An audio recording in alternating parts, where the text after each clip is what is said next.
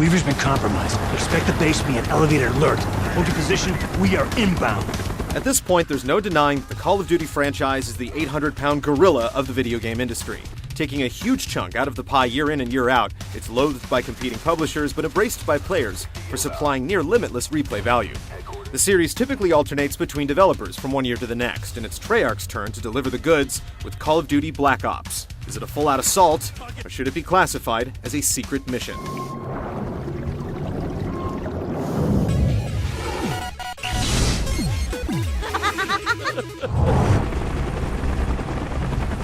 Mason!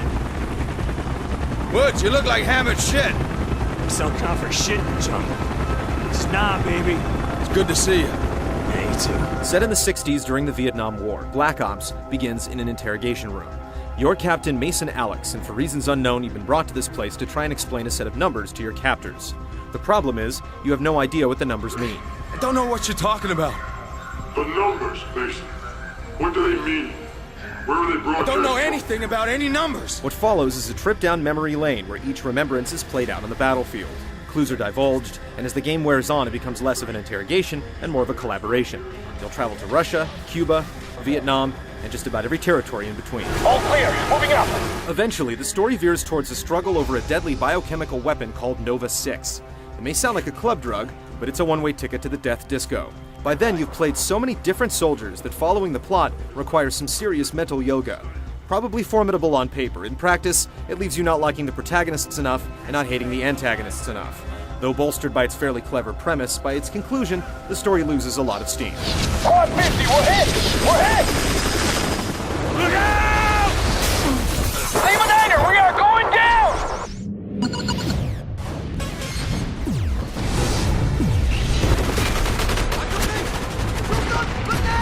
The general design of Black Ops maintains the blueprint. Follow the linear path laid out by comrades and enemies and lay waste to everything in your path. The devil is in the details. With dozens of these types of games on the market, we thought we'd seen it all, but there are some wrinkles. One mission is you commanding your team from the air and then heading down to the ground to help execute. Another has you in a hazmat suit, effectively replacing the rebounding health meter with a cracking face shield. There's also a section where you have to attack from beneath the water's surface. Piloting an attack helicopter down a river or a boat in dangerous waters, it all adds up to a campaign that'll keep you on your toes.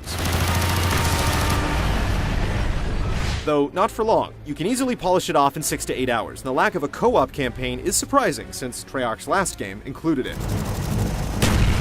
Of course, that's when the robust and diverse multiplayer comes calling. Leveling up has completely changed. You gain levels much more quickly, but that's because most of the unlocks are not tied to it.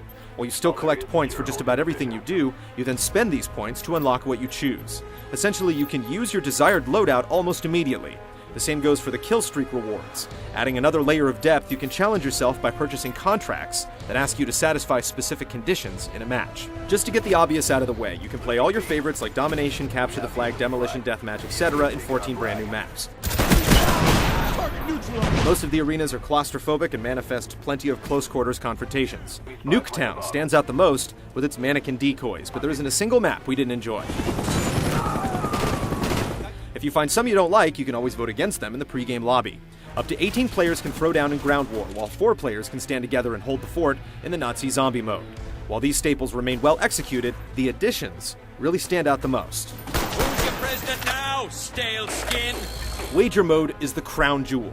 These free-for-all options for up to 6 players allow you to place a bet that you'll finish in the top 3 when the dust settles.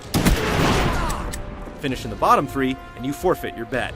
There are just 4 match types, but they're all great in their own way. Sticks and Stones arms players with a knife, a tomahawk, and a crossbow with exploding arrows. The catch is that if someone kills you with the tomahawk, you immediately lose all your kills. Gun Game has a predetermined ladder of weapons. Get a kill with the gun and you move on to a newer, more powerful one. Get killed by a melee, and you drop down to the prior gun. It's easy to end up with a weaker gun than your foes, but overcoming the odds can provide a nice sense of accomplishment.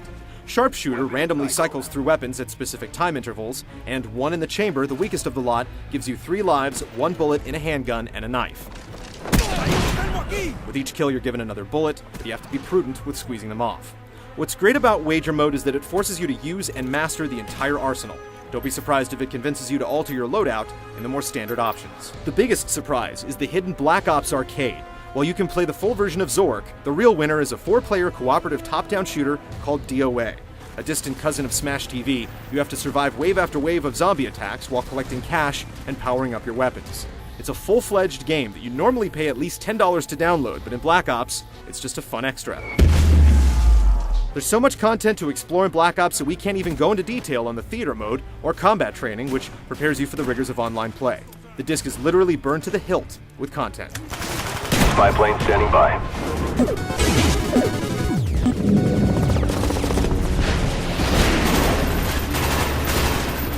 Out on the battlefield, attention spans need not apply. The campaign jumps you from gunner to foot soldier to pilot and back again every 15 minutes or so. It's like Whiplash in video game form. Piloting vehicles is user-friendly no matter the mode of transportation, and cheap QuickTime events are kept mostly at bay. The shooting controls haven't changed much. The over 40 weapons look, sound, and fire realistically. Some have to be used in bursts, and others fire much better from the hip or in sustained bullet storms. The recoil is subdued, and wind and distance have little effect, but you'll find plenty of armaments to snuggle up next to. It's business as usual with the auto-aim, but you do have the option to turn it off. Even though the game is set in the 60s, Treyarch has done a great job of making sure the technology doesn't feel dated. Weapons like flamethrowers and first-person rockets keep it up to speed, while upgrades like dragon shells for the shotgun give it a kick. Perks have received the most massaging, taking note of a lot of exploits from Modern Warfare 2 and making needed adjustments. You can no longer quickscope with a sniper rifle using sleight of hand, and balanced squashers like stopping power and one-man army have been completely excised. The campaign does a great job of preparing you for online battle as you get used to most of the features. The immortal Team AI gets the job done from both a scripting and combat perspective, though once again you have no control over what they do or where they go. And while vehicles are a huge part of the campaign, they're still MIA in the multiplayer.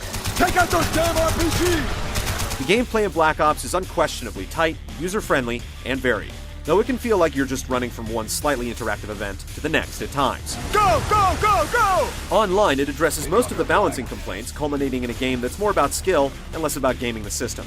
With no radical changes to the formula, it plays it safe, and most of the adjustments will be felt more by fans than armchair generals. They have our flag.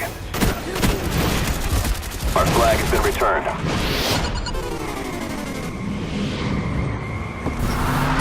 This way! A lot of graphics engines start to show their age after a few years, but Call of Duty Black Ops is still a stunner. Sure, the texturing and effects are high class, but it's the little details that you discover as you play that will have you cracking a smile. Some scenes feature so many enemies on screen that you can't help but be taken aback. While it's an absolutely brutal game full of extremely graphic gore, there's nothing that pushes the envelope quite like the airport scene from Modern Warfare 2. Instead, you get shocking in-game appearances from historical icons. The game is bolstered by pre-rendered FMV sequences that are essentially the video equivalent of a seizure. The soundtrack is comprised of a combination of full-blown orchestral compositions and licensed songs that were right at home during the Summer of Love. The voice acting and writing are strong and include some celebrity spot duty from icons like Ice Cube. Fuck you, Charlie! When it's all taken as a whole, Black Ops is one great-looking and sounding game. Call of Duty Black Ops spends a little too much time in the bunker playing it safe, but it's a robust, quality product from top to bottom. The campaign is brief but memorable, and the multiplayer has taken millions of hours of real-world testing to heart. The total amount of worthwhile content makes paying full price for most of their games feel like a crime. Treyarch has closed the gap between its games and the Modern Warfare franchise with boundless customization, a keen sense of what makes the formula a success, and listening to fans. You won't regret answering the call once again.